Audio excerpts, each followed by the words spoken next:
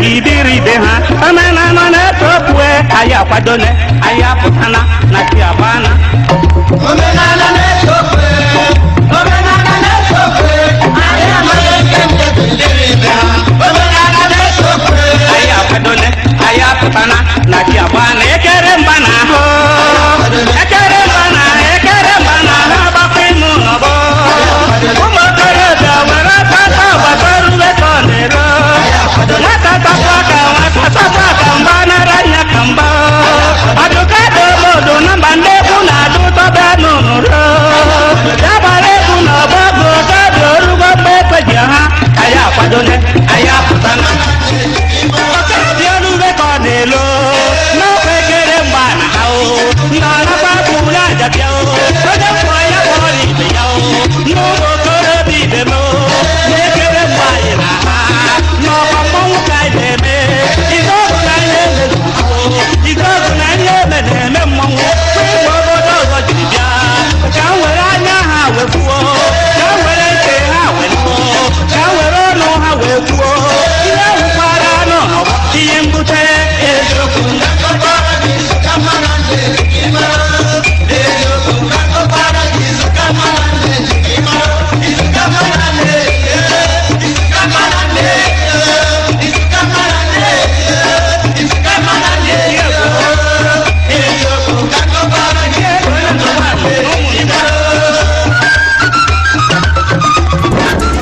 Igwela na-azụ nwa aka na-eme ọgọdili Chijioke nnekene inu odogwu ife amemmeyi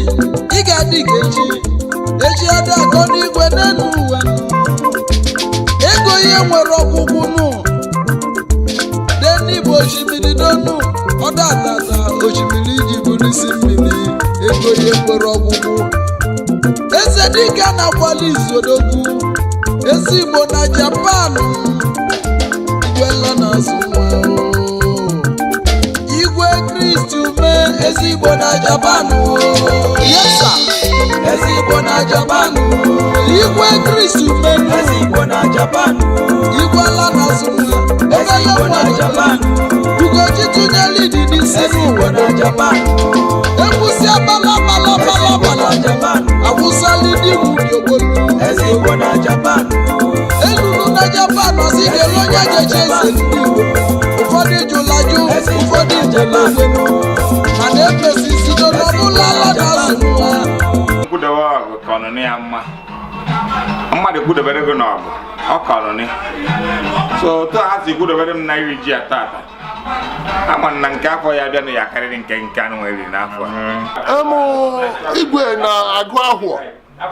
ka ọ na-agụ tata ọ na-eme mmemme ịwa ji atụ omenala Igbo si were dị igwe mere onye ọbụla mma today sisi bịa ribe onye ọbụla bịa ribe nwere obi aṅụrị na igwe na-eri taji today onweghị ife nwere enweghị m mitin mana ihe nwere ụzọ nsọ ekpere ndị na-agọrọ ụlọ ọfụ ị na-ekpe ekpere ka ndị Igbo anyị nọba anyị na-amegoro na-aga ọfụma ọ ya dịrị anyị na mma n'aha Jizọs Igwe dịka na-agbali Igbo na Japan eze ndị Igbo na Japan eze Igbo na Japan Igwela na-azụ nwa eze Igbo na Japan eze Igbo na Japan eze Igbo na Japan yesa